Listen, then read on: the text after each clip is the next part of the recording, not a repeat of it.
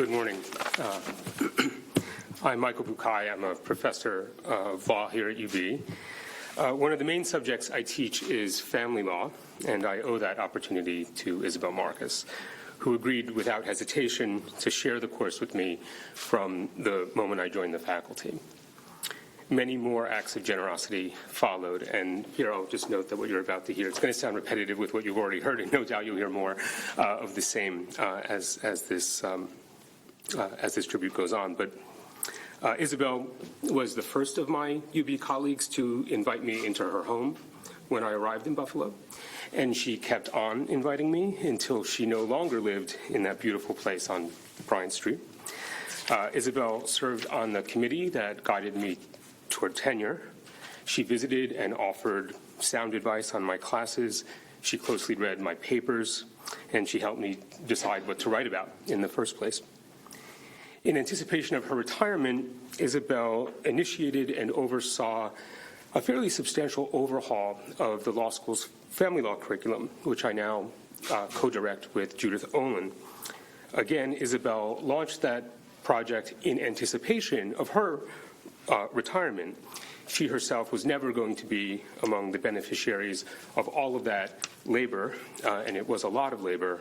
I most certainly am a beneficiary of all that labor, and I'm deeply grateful. Grateful is also how I feel about this opportunity to pay public tribute to our late friend and colleague, and to do so before this particular audience. Granted, we in this room represent only a very tiny fraction of the lives Isabel touched in her decades of teaching, scholarship, and activism in Albania, Azerbaijan, Belarus, Brazil, China, Georgia, India, Kosovo, Lithuania, Macedonia, Pakistan, Poland, Romania, Russia, Serbia, Slovakia, Thailand, and of course the United States. And I don't think that's an exhaustive list, actually, but nonetheless, I think that the turnout here is pretty respectable for all that. I deeply miss Isabel, and I think of her often. I recall her crisp diction, her ironic turns of phrase, her warmth and good humor, the way she'd greet me with, "Hello, my dear." I recall her gift, again, for storytelling, her candor, her deep and wide-ranging erudition, and her contagiously fierce feminism. A feminism that, if you read or reread her writings from the 70s into the 90s, was intersectional before intersectionality was cool, before indeed it was even a word. I recall her understated but excellent fashion sense, her chic haircuts, and in particular, how freaking cool she looked one night in a black leather jacket in 2018 or 2019 as my partner Douglas and I walked her and Rebecca French home after a long and lovely dinner at our place. I recall how attentively Isabel listened that night to Doug's account of growing up gay in rural northwestern Pennsylvania, at one point raising a finger, gently but firmly, when I tried to interrupt him. In fact, I recall how attentively Isabel listened to people in general, how democratic, how ecumenical she was in her concern for and curiosity about other human beings. Indeed, I recall her lasting friendships with the various administrative assistants who, over decades of research and writing, typed up her manuscripts. Speaking of typists, I recall, perhaps indeed with some jealousy, Isabel's dogged but never dogmatic allegiance to the analog world. And I recall finally the moral and emotional courage and the capacity for empathy and forgiveness that it must have taken for this New York City-born descendant of Jewish immigrants to return as a political activist and academic trailblazer to an Eastern Europe where there were few Jews left. Among the many, many reasons why I admire and love Isabel, that particular set of virtues, that combination of bravery and benevolence, remains for me the most profound and inspiring.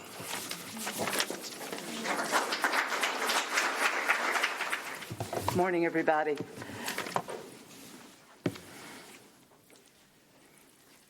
My name is Barbara Bono. I'm Associate Professor Emeritus from the Department of English and of Global Gender and Sexuality Studies, and I was Isabel's successor as the director of the Gender Institute, the second director of the Gender Institute. But this is a little bit more personal, a memoir in some ways. When my feminist husband, Jim Bono, historian from UB, and I came to UB in 1984, we bought our Parkside home from Isabel at 210 Crescent Avenue. You guys will remember it well. She'd been there only 2 years after her time teaching at the University of Texas at Austin, and now she was downsizing in anticipation of her 2 children going off to college. Isabel had had only the time to half colonize that huge 3-story Parkside home, to convert its mid-century avocado and mustard palette to dramatic and subtle mauves, grays, reds, whites, and to plant 3 trumpeter vines on the side fence.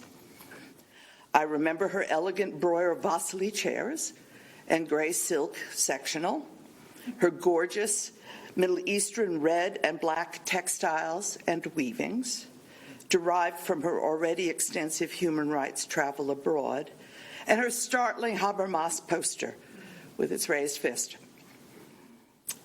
But she'd done nothing but the dining room. I'm looking at you. Right. And one of her daughter's several boyfriends had left the kitchen wainscoting only half stripped. Besides that home, which has been our great delight, she left us the couch and the recipe for an awful diet consisting of cabbage soup and bananas, guaranteed to lose you 20 pounds in 2 weeks. It worked, but you don't want to do it. Okay. She had already made the house a refuge for Polish scholars breaching the Iron Curtain to work in the United States. This is 1982 to 1984, remember? And she continued that practice in the upstairs apartment of her much smaller but equally elegant Allentown successor home. She was one of an interdisciplinary group of feminist scholars my age or a bit older who welcomed us to the city and read, published, taught, and traveled together. Ellen Du Bois, Carolyn Korsmeyer, Liz Lepofsky Kennedy, Rebecca French, Liz Weston, Regina Grohl, Claire Kahane, Carol Zemmel, Diane Bennett, Pat Shelley, Lois Wise, and Lucinda Finley, many of whom went on a pioneering trip to Jagiellonian University and the sites of the Polish concentration camps well before the Berlin Wall came down. Isabel herself always traveled to Eastern Europe and the High Caucasus to teach and advance the causes of feminism and women's rights, helping establish and strengthen that wonderful tradition of our many graduate students from there. And she finally bought her condominium on the top floor of the Campanile so that she could look out over all of Buffalo and also simply lock the door and go abroad anytime she wanted to.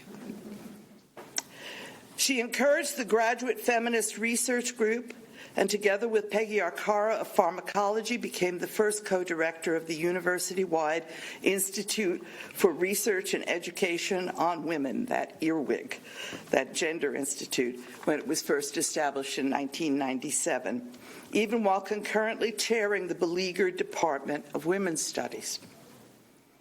By then, I was tenured and a Gender Institute Executive Committee member, and together we established an annual campus-wide Fall Gender Week, which annually coordinated gender-themed activities from most of the academic units and the clubs here. These are the pins, right? Besides getting the all-male Buffalo Chips a cappella group to open the festivities in the Student Union, and staging, among many other events, a 2-day teach-in and poetry reading in the cavernous Clemens 120, we brought distinguished keynoters such as Dr. Sandra Morgan, director of the Global Center for Women and Justice, local novelist Connie Porter, the author of the Addie books in the American Girl series, and Native American political and ecological activist and Green Party nominee for the Vice President of the United States, Winona LaDuke. For Gender Week, Isabel and I also wrote a play, A Matter of Respect, it was called, dramatizing the problem of sexual harassment in colleges and universities. We cast notable local actor Phil Knoiser as the slick harasser, and we put it on in the Catherine Cornell Theater with help from Darlene Pickering-Hummert and the Theater for Social Change. Darlene wrote to me this morning wishing you all well and remembering that particular moment. She's still active in that practice here in Buffalo. In 2003, Isabel asked me to succeed her as co-director of the Gender Institute, but she didn't just offer me counsel and advice. She also gave me a basket of notebooks, soaps, lotions, other soothing self-care items. A small, tough woman. You will all remember her feisty style, which featured, to my memory, black pants and tight red and black leather jackets. Isabel never ceased to work and to advocate, even though a severe struggle with breast cancer slowed her down a bit. She then resumed her travel as soon as she could. It was a great shock to learn that she needed memory care near the end of her incredibly productive and worthy life, but a great blessing to know that her children were there for her. In these days of horrors in the Middle East and Eastern Europe and systemic threats to women's rights here in the United States, we miss her more and more. My trumpeter vines, now grown to a 50-foot-long, 7-foot-high fence, with trunks and branches larger than my arms, remind me of her knotty strength.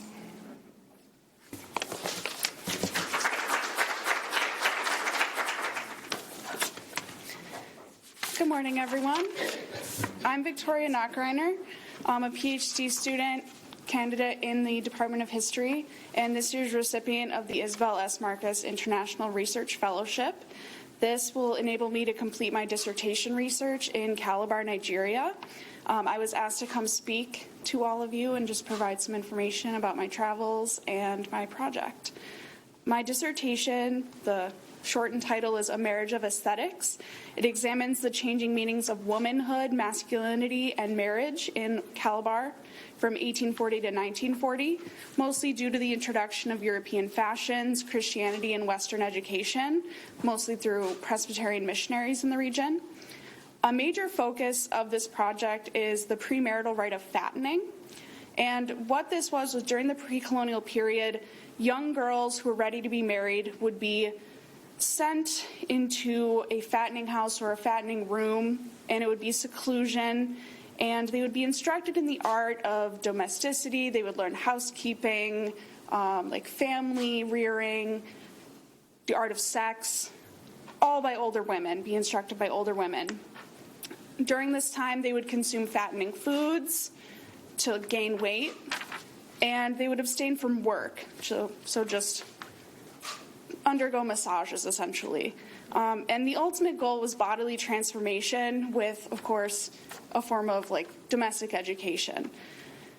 This practice was directly tied to Atlantic commerce because the wealthier their father was, the longer they could afford to keep their daughters in the fattening house. And so the daughters would emerge fatter and fatter the longer they stayed in there. And they would come out and become basically a living embodiment of their father's wealth. So someone could walk down the street and see a girl and say, wow, your father's very wealthy. And that would increase the prestige of her family. My project also looks at the promotion of British notions of domesticity and gender, specifically through education, colonial and missionary interference in traditional marriage, such as polygyny, so enforcing a shift to monogamy, and the transformation of old Calabar sartorial regimes, such as introducing European clothing to the Efik people there. With this fellowship, I will be traveling to Calabar this fall for several months, in order to better gain the perspectives of African women and non-elite men who have largely been silenced by the written record written by colonial administrators and missionaries who mostly spoke to men, elite men, chiefs, kings.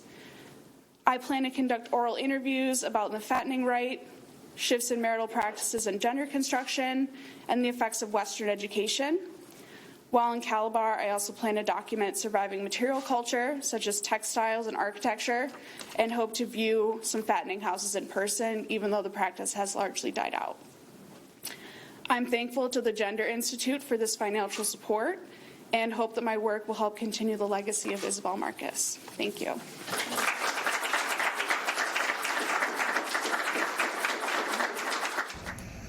Thank you so much for inviting me to share some remarks about my dear friend and colleague and mentor and the brilliant international scholar and advocate, Isabel Marcus. I wanted to kind of set the stage since I can't be in Buffalo. If I was, and I apologize for that, I wish I could be with you all, but if I was, I would want to walk down the hall on the 5th floor of O'Brien past all the Polish posters that were just a piece of Isabel that made her so vivid and so all-encompassing within the law school environment. Isabel was just a tremendous colleague and a mentor to me. When I came to the law school working in Sue Tompkins' clinic to bring a child advocacy component, Isabel was among the first who said, well, my dear, you should be applying for a tenure track position. And then, of course, she chaired my committee. And I didn't see the conversation amongst the faculty when my tenure file was considered, but I saw many other files of women that Isabel brought forward before our faculty. And it would go something like this. She would give this kind of overwhelmingly powerful conversation going through her file, going through this crazy binder of stuff. And then she would close it and she would say, any questions? In a way that only Isabel could ask to invite questions that no one would possibly pose. I mean, she was a fierce advocate for her friends and colleagues. She was also a citizen of the world in a way that just enriched my life and the law school and our curriculum in family law so tremendously. Her work with the Center of East-West Women and her work to bring Eastern European advocates to the law school to study with us, to learn about the rule of law, to learn about how to address domestic violence in a country just beginning to have a rule of law system, and how to, and with me, how to address the intersection of child abuse and domestic violence was so far ahead of her time. We talk now about applied research. We talk about how to translate our, academic work into practice. And Isabel, that was her core. She breathed advocacy. And she was just a fantastic colleague. I think about the times when I was, leading the family law curriculum, and we had district attorneys from Brazil studying with us who were learning how to prosecute domestic violence cases. Sue Tompkins and Kate Cerulli were traveling to Ukraine to develop a domestic violence response system under the ABA's rule of law. And Isabel was bringing her international scholars to us each year, and they always took my child advocacy class, and they just added so much. Isabel's international citizenship just imbued every aspect of the curriculum as I worked at UB, and really affected my life and my family's life as we would meet these remarkable advocates from Eastern Europe each year and remain close to them as part of extended family. Isabel's scholarship, I think of her work in putting together dark numbers and interviewing people, police chiefs, legislators in countries with no rule of law all across the former Soviet Union, and then immediately bringing that research to advocates to help them think through how to really transform their country's response to the needs and rights of women and all victims of abuse. She was just a pioneer. The dimensions of her work, I think, will go on for generations before we fully appreciate all of it. And of course, I have to speak about Isabel as a friend. There was no better invitation than to one of the salons at Isabel's house, where she would, have this delicious food in her amazing apartment amidst all her, kooky items and priceless relics that were all around the apartment. We would all get little gifts, a scarf from Macedonia, a pickle tray from Poland, something, who knows what.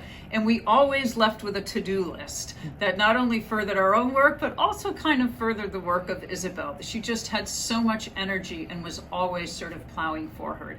So I guess I would say to Justin and Erica and to all her family and to all my colleagues who didn't know Isabel as well and as intimately as some of us did, her work continues. She trained a generation of women advocates all across the world, especially in Eastern Europe.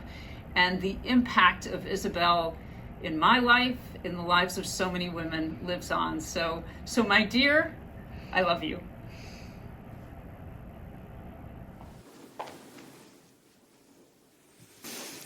Hi, I'm Lucinda Finley, a faculty member of the law school and a longtime friend and colleague of Isabel's. Indeed, Isabel is why I came to UB. So for those of you who don't like that, you now know who to blame.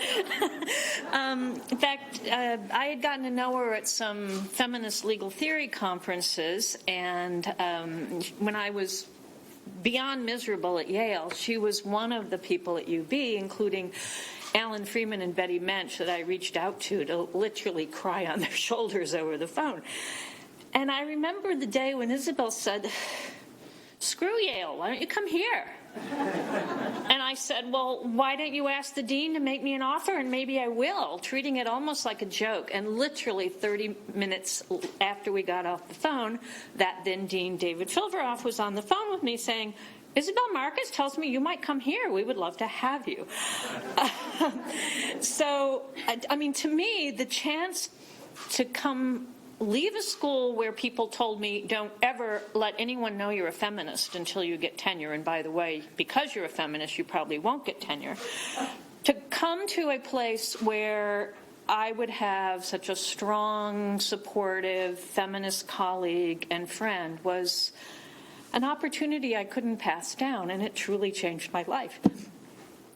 So, in fact, I still remember sort of the weekend when Isabel helped seal the deal for me to come to Buffalo. I had competing offers from 5 other law schools, including a couple who were going to pay me a lot more money. And she said, "Come up to Buffalo for a weekend, of course, stay in her wonderful home and enjoy her food and hospitality." And she took me all around, and she took me to, I still remember, she took me to a performance art at Hallwalls, which I then became later for 20 years a member of the board. And I thought, okay, any town, any community that has people like Isabel and cutting edge, in your face art like this is a place where I could flourish. And I kind of figured she wasn't going to let me leave town that weekend without having sealed the deal, and it worked. She even helped me try to buy the house across the street from her, which the people ultimately decided not to sell. So I missed the chance to be her neighbor. So when I arrived, she quickly introduced me to this incredible community of feminist scholars, Barbara and all the people that Barbara mentioned. Several of you I see are here today. And it made me feel like, wow, I was really part of a university in all of the best senses of the word. She also connected me quickly to people in the community. She introduced me to people who had formed something called the Pro-Choice Network, which some of you may not know, that Buffalo was actually the center of the abortion wars in the late 80s and through the mid to late 1990s. And she introduced me to people who were trying to form a volunteer group to escort and help women get into the clinics through the harassing mobs. And then she introduced me to a woman named Marilyn Buckham, who was running one of the besieged abortion clinics. And she said, "Marilyn, Lucinda's a really smart civil rights lawyer who's been in federal court. Maybe she could help you." And when there was a major blockade of Maryland's clinic in Buffalo, and the city mayor welcomed the blockaders to town and ordered the police to stand by and do nothing for 8 hours. Isabel turned to me and said, well, you could sue about this. You could get an injunction. And I looked at her and said, I can't do this alone, Isabel. I'll do it if you'll help me. And she said, I'm not a lawyer. I went to law school to be a scholar. I've never done a legal case. I said, well, I've only done a couple, but I know you. You can do this. We can do this together. So she and I together, sort of theorized the case, spent we only had about 3 or 4 days to throw it together because there was a rumor that there was going to be another mass blockade, and we wanted to get an injunction from the court to stop it. So we spent literally, I think it was 3 or 4 days of practically no sleep, mostly at her house because she, again, that wonderful, warm, supportive environment with the beautiful artwork that everyone's mentioned, where on very primitive early editions of word processors and printers, we threw together a complaint supporting affidavits, a legal brief, and together, back in the old days when you actually had to go to the clerk's office to file a case, we marched down to the federal courthouse and filed this case.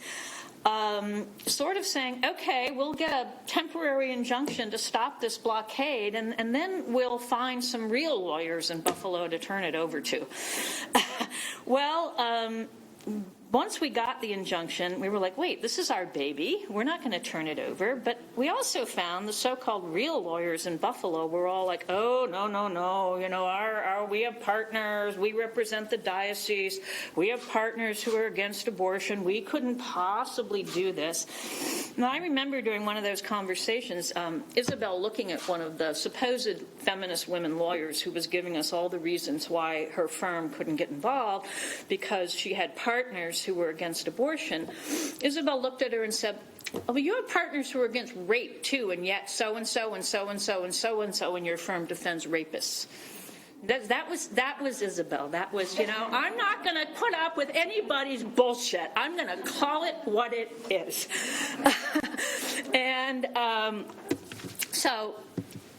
So we then, went to the federal district court, and we now had to take this temporary injunction that stopped one mass blockade of the abortion clinics and try to turn it into a more enduring court order.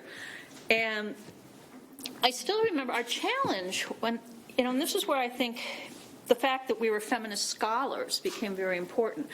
We were using a statute from post-Civil War, the Ku Klux Klan Act, that made it a federal offense to have a conspiracy to deprive people of their constitutional rights. And the Supreme Court had interpreted that statute as requiring that you had to show that the opposition to rights was based on some kind of, the legal word is discriminatory animus.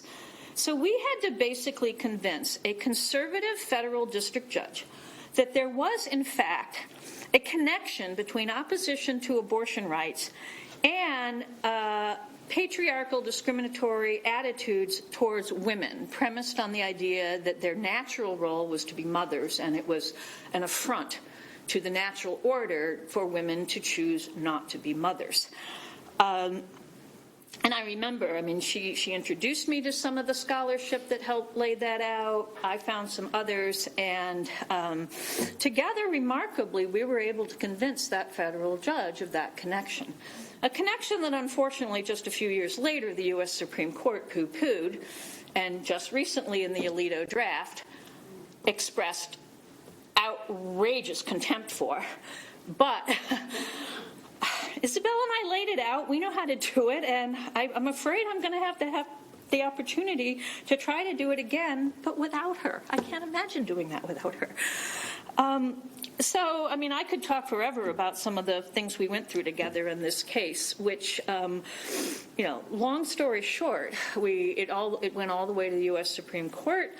It went through another major blockade where, a lot of people don't realize what lawyers have to do behind the scenes. We had people from all over the country who wanted to defend the clinics in Buffalo coming to town, who really wanted to just cause trouble. Isabel, I think with her keen background in community organization and advocacy, while I was working on the court aspect, it was her role to go and try to, shall we say, calm down the outside agitators, sort of like with, oh God, with friends like those, who needs enemies? And I went to one of those meetings where they were literally screaming at her for being a traitor to the cause. And again, in her inimitable way of calling out bullshit, she stood up and said, I went to Berkeley during the free speech movement. I know activism. Don't you tell me what's the right way to advocate for something. And she shut them right up.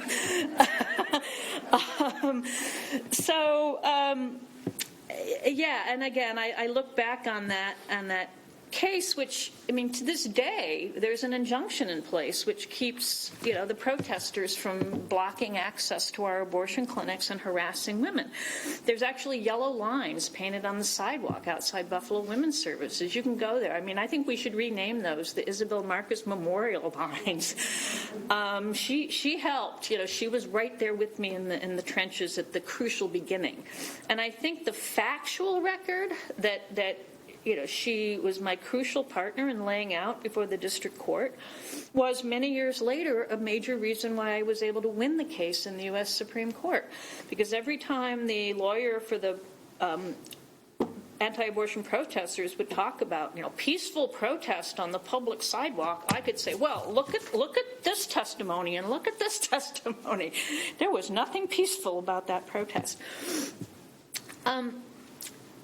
The other thing about Isabel, that I wanted to touch on briefly, is really what a brilliant and original thinker she was.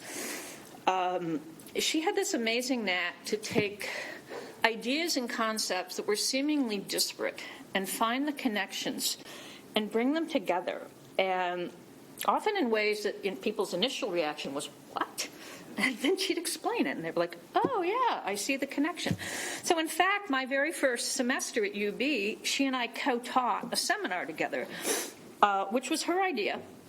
It was called Production, Reproduction, and Power, where we looked at historically the ways in which one kind of labor were controlled were often the same reasons why another kind of labor was controlled. We started with slavery and the control of reproduction and slavery and how important that was to the perpetuation of the other forms of labor and slavery. A point that now as a featured aspect of the reproductive justice movement, but I think back in that semester in 1990 when she and I were talking about that it was really cutting-edge stuff, and this was the kind of thinker she was. I also remember, as an example of her creative, outside-the-box thinking, how she started labeling domestic violence as terrorism in the home. And in fact, that's what she called her seminar. And several people were like, oh, wow, that's a really inflammatory term. And then in her inimitable way, she would say, well, what's your definition of terrorism? Well, using violence or the threat of violence to try to control somebody. And she said, and? What is domestic violence?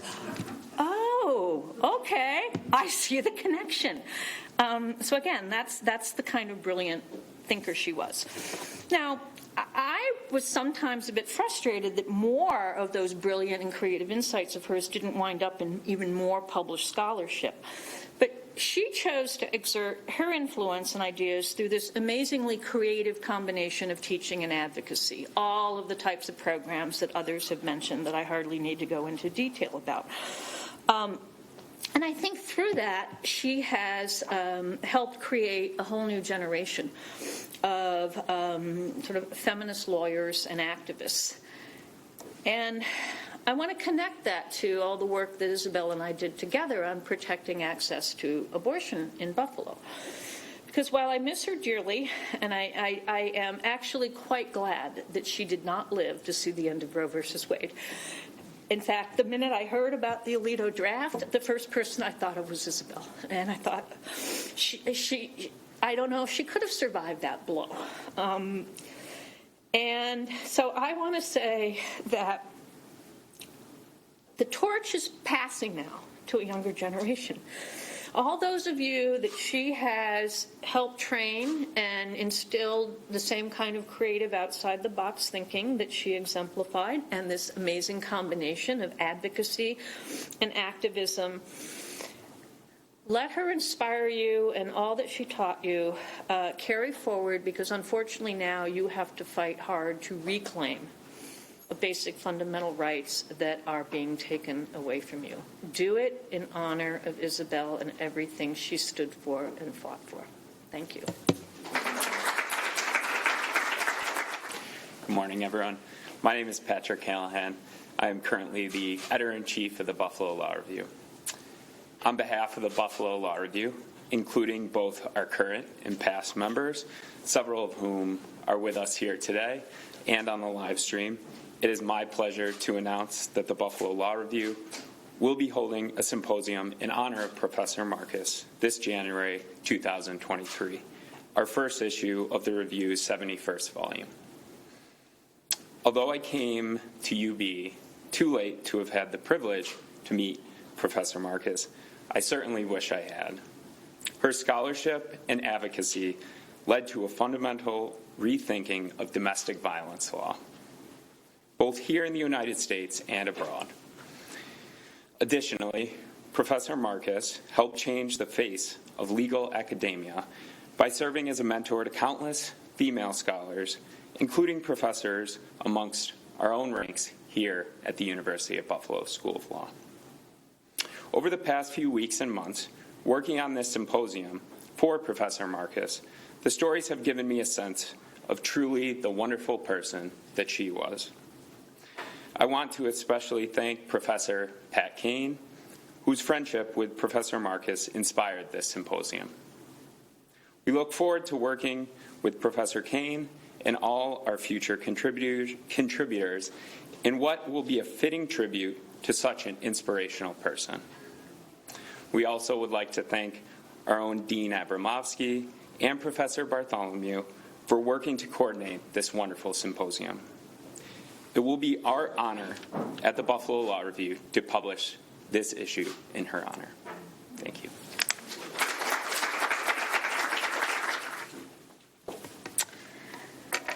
Hi, everyone. My name is Jenny Rizzo Choi, and I am the Executive Director of the International Institute of Buffalo.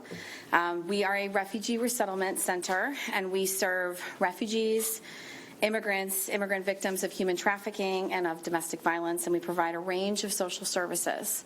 And I was asked to speak here today because I'm also one of many former students of Isabel Marcus. I thought about what I wanted to spend my time talking about, and I think the reflections I like to share about the course that I had with her, which, in looking back now, I think laid the foundation for the work I'm doing today. And was really one of those like once-in-a-lifetime experiences. So of Isabel's many travels that you've heard about, some of you may remember that she, in the fall of 2008 through the spring of 2009, hosted a seminar, a year-long seminar in the Balkans, which was supposed to be about post-conflict zone, rule of law, looking at the reconstruction of what happens after a genocide. I was an older law student when I came back to UB. I actually had been employed as a TV news reporter, and so I went on that trip while also working at the same time. And it still was one of the most enlightening and riveting and impactful moments with some of the interviews and meetings that we had. So she planned out this seminal course that started in the fall with weekly meetings and copious mountains of reading. Anyone who's been to her apartment knows that Isabel's read every single thing that's there. And I happened to be cleaning out my attic recently, and I found, because I printed all the readings out and put them in binders, it was literally 5 feet tall. It was like super tall in all these binders. And she had read everything, and she knew if you hadn't read everything. And it was 6 students, 4 girls, 2 boys, men, women. And we were mostly 2Ls and 3Ls. And we planned out a trip where we went to Serbia, Bosnia, and Kosovo. And it was 4 weeks long. And Isabel, through her many travels, had arranged this entire thing. She knew, like, students over there who helped us set up our meetings, and they were fixers for her. You know, like in the TV news world, like someone is your fixer and they set things up. She set up this amazing agenda that we went on. She had hired some guy that had a dilapidated van that drove us all over the countryside. And it was January of 2009 when we went, and it was freezing, and there was no heat in the van. And we had these extremely long days that it was just one thing after another of learning so many of the pieces of what had happened in that zone. And Isabel just kept going and going and going. I mean, this is someone who was in her 60s at this point, and she had more stamina than me. And the students were flagging toward the end of the day because this was not a vacation, lest you think it was. You know, even the lunches and the dinners were working meetings. We met with civil society actors. We met with former prosecutors or current prosecutors at the ICTY. One of the impactful things we did is we went and met with these researchers that were trying to piece together the genocide, and they were doing that because there wasn't a lot being given from the oppressors, and so they were using the receipts of like fuel records from supply trucks to trace the supply routes so they could locate mass graves. I mean, we went and saw all those records in a huge warehouse, and then we also went to Tuzla, where we met with the forensic anthropologists and excavators who were digging up mass graves quadrant by quadrant, and it was like picture like a Home Depot with shelves. They had these bags full of soil and sediment and bone fragments that they were quadranting out and had it in a computer database, and one by one they went through every single bank to lay it out and test the remains to figure out who it belonged to, because there were so many people that wanted closure. And that really gave me a big, impactful view of human rights and how important it is that human rights be protected and that you get closure. And what happened to people was so wrong. It was so many experiences like that. People that shared their experiences of what had happened to them and how it had shaped their family and what they had gone through in their journey. I'm shocked that these people met with us, that we were just students. But they sat and spent hours with us. One of the most impactful meetings that we had was when we met with this group of women called the Mothers of Srebrenica. And it was women who had lost their husbands and sons in that massacre. And we spent hours with them. We had a meal with them. We had tea with them.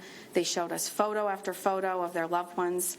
And it connected to the work of trying to figure out where they were. They wanted to be able to bury their children and their husbands. You know, Isabel did not shy away from any of that. She asked very pointed questions. She let us have an audience and ask our questions. It was, I don't know of anybody else that's ever had an experience like that, to have that like kind of trip and then come back and, we wrote a paper too at the end, and I was very proud of my paper. I argued that there was a human right to remains and a human right to burial of remains. And it's very important. I see that in my work today because I work with a lot of people who don't have closure. That a lot of really horrible things happen to them and they don't get to close the chapter on their life and move on. We also went, I think Isabel begrudgingly organized it. We went to the military camp in Pristina. And that was also a really interesting experience, even for me as a news reporter, because, it was an active military base. There was still some active conflict going on at that time in Kosovo. And it's a base full of, 18-year-olds walking around with, massive guns that are strapped on them. And we ate lunch there, too. And I remember we sat down and they gave us some presentation about what they were doing and what their purpose was. And Isabel asked, she said, what's that card in your front pocket? And one of the soldiers, this 18-year-old kid, pulled it out and said, oh, it's the ROE card. And she said, do you know what that stands for? And he said, the rules of engagement. She said, what's on the card? And he had memorized it, because I think they drill that into you in the military to memorize it. So he itemized it. And she started asking him, what does that mean? Well, why do you think that's there? Do you think that there's a right and a protection for this? And, he was, I think he learned in that experience. I think a lot of the people that were in that room learned in that experience, but I also was just sitting there thinking, wow, she's teaching even those who don't want to be taught, who are just there filling a duty, but hopefully they understand why they have that piece of paper in their pocket, because it's important. Like, their job there is very important, and it's tenuous in what they're doing in that place. So it was a really important time to be there and witness what was going on. We met with some of the people, including U.S. DOJ lawyers, who were helping to draft the Constitution for Kosovo. And there's, if anyone remembers, one of the UB Law journals, there's the newborn sign, and there were the 6 of us in front of that newborn sign. I insisted on the photo. Isabel did not want to take photos. But, I came from news, so there has to be photos. We met with prosecutors and all the legal architects trying to build that country from the ground up. And Isabel was asking a lot of questions about, should outsiders be writing this Constitution? Shouldn't the people from here be writing this Constitution? Where are those people? Where are their voices? Where are the voices of the women in this country? I reflect back on that experience a lot. It was one of those things that I didn't realize at the time that it would actually come full circle for me, and I would, in my life, actually have moments where I would have memories from that trip. I don't know how many people can say that about a trip, that they have that kind of memory. But Isabel is in a lot of different pockets and places. I mean, we've just covered the span of reproductive rights and domestic violence and all this Eastern European travel.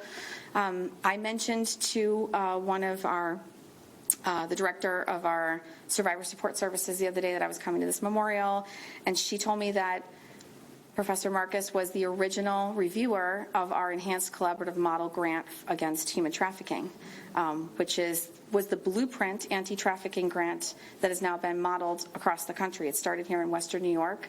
It's a multi-stakeholder grant that involves the Sheriff's Department, the Department of Justice, the U.S. Attorney's Office, victim shelters, my organization, which provides victim services, and a whole bunch of other people. And I didn't even know that she was involved in that. And I'm guessing that her family will continue to find out all these pieces that she was involved in that you may not have known about. But when she called you, as she called you from our trip, to say, I'm in Pristina and I'm, with these students, and, we've had a long day and I just had them eat dinner, but we're turning them down to the hostel for the night. And she would always make sure to give her family a call. And I'm sure that there's just all these pieces that you're going to find out about her from people here today, and people that she impacted in life. And so today, in the world with what is going on, all of the work that she's done and the people that she's taught and the foundation that she's laid is so relevant. I think about her as we're dealing with waves of Afghan evacuees, a lot of women who've experienced gender violence. I'm thinking about her as we're looking at this massive humanitarian crisis in Ukraine, and we look at welcoming those refugees and giving them services and helping them provide home, and what type of human rights they should be having protected that aren't being protected right now. I wish she was here, that I could talk to her. I would love to hear her thoughts about it. I can imagine what she would say, but I'm sure she would have some brilliant take on the situation. As lots of people have pointed out here today, she always was forward-thinking and innovative in what she was doing and in the work she was advancing. But I'm happy to hear that so many people are advancing a lot of the causes that she was working on. And I am grateful and honored that I got to be her student, and I get to think about her and what she taught me, because actually her home, which I've been in, is across the street from the Institute, so I can see it out of my office. Thank you.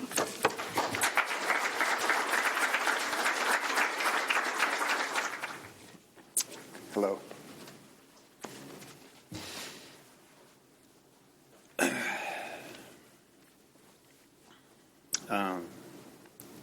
On behalf of Erica, my sister, and our families, I want to thank you. I want to thank Dean Abramovsky. I'd like to thank Lisa, wherever she is, for the organization. I'd like to thank the speakers with the beautiful memories that you've shared. And yes, indeed, I did learn things already that I didn't know. I'd also like to thank the several caretakers who are here, who helped her through the tough end of her life. And I'd like to welcome and embrace the people who are viewing this from around the world and reflecting that legacy that she gave. it's hard to know our mom and not, within a fairly short period of time, hear the rabbi story. Go something like this. She was a precocious girl in the Bronx, going to a conservative temple, and she went. The rabbi called her into the office, and he was an imposing man and an impressive man, and she looked up to him, and he said, "I'll do my best impression of her impression of him." "My dear, what would you like to do with your life?" And she said, "Well, I would like to be a rabbi." And he paused and he thought for a while about that. He understood the mind that she brought. And he said, "This will not be possible, but you could be a wonderful wife of a rabbi."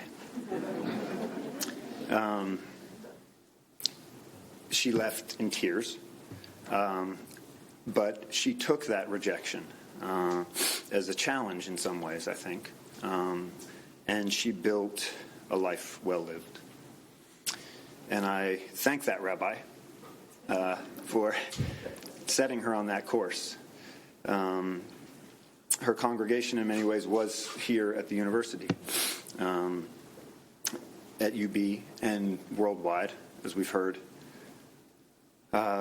She inspired many people, launched careers, and I particularly appreciate the remarks of those who carry that mantle going forward and multiplying that. I think that toward the end of her career, perhaps it was the interlibrary loan that kept her here. She could get any book that she wanted, and it would end up on the night table of the bedside at the Eagle's Nest.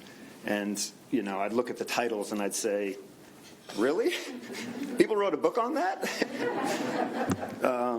And she would have read it and absorbed it and then expounded upon it.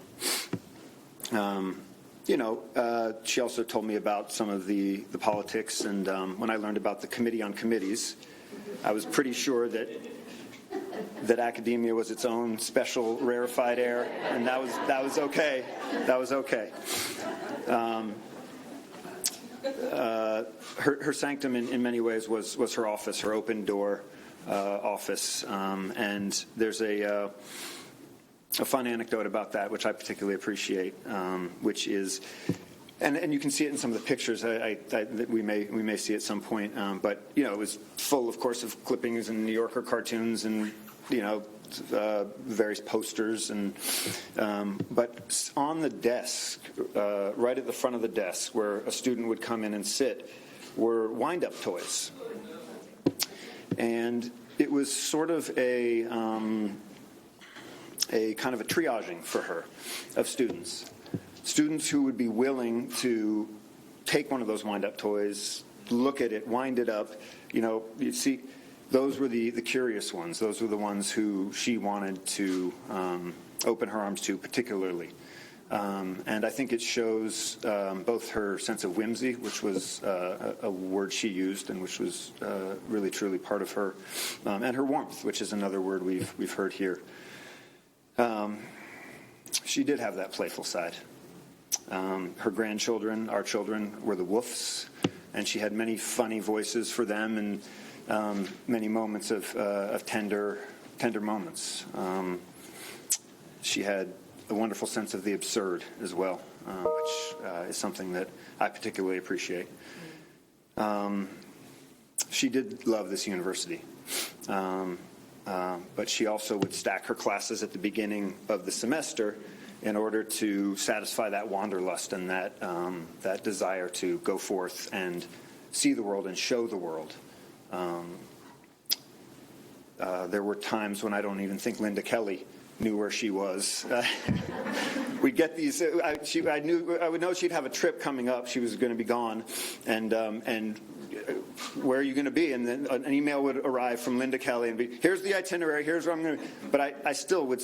I'd literally have conversations, and I'd say, "Oh yeah, my mom." I actually don't know where she is. She's somewhere in Eastern Europe. She could be anywhere. She could be on that graduate student housing, or that little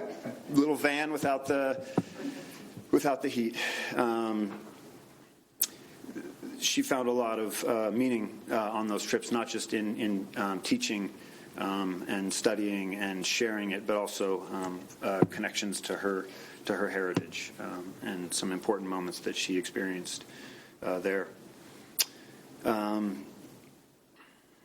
Traveler, seeker, feminist, jazz composer in the kitchen,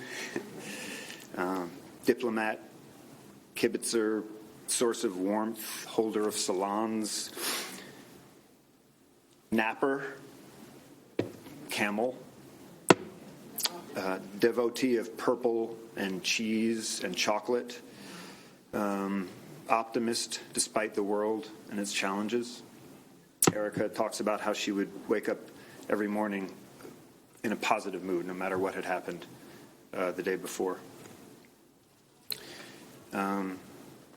As a mom, she wanted one thing.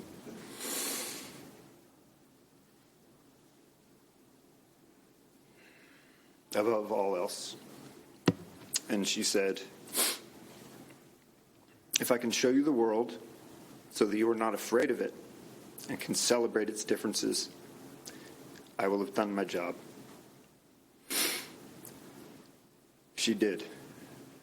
She did it with Erica and myself, and we have done that, or tried, with our children. So there's that wonderful legacy that she created as a ripple coming from the center.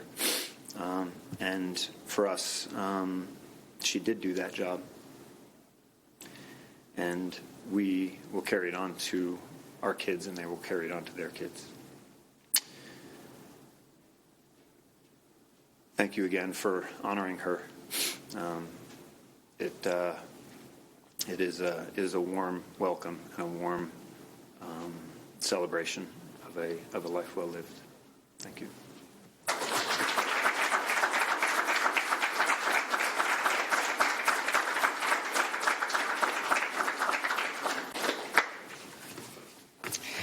Thank you all for joining us today and for so many tributes to Isabel. It captures only a small part of the woman, and it's important for this institution that we're able to all be here together.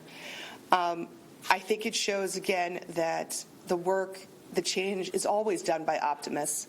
Nihilism is never a solution because it doesn't create the change, it doesn't get you up in the day.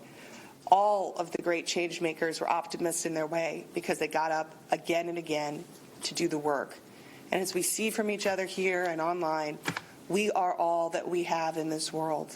And what we do will matter, and what we don't do will also matter. Thank you so much for coming in today. Thank you for being the change we need.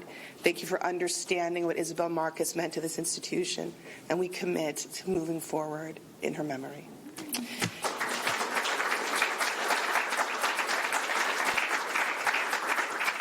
Thank you.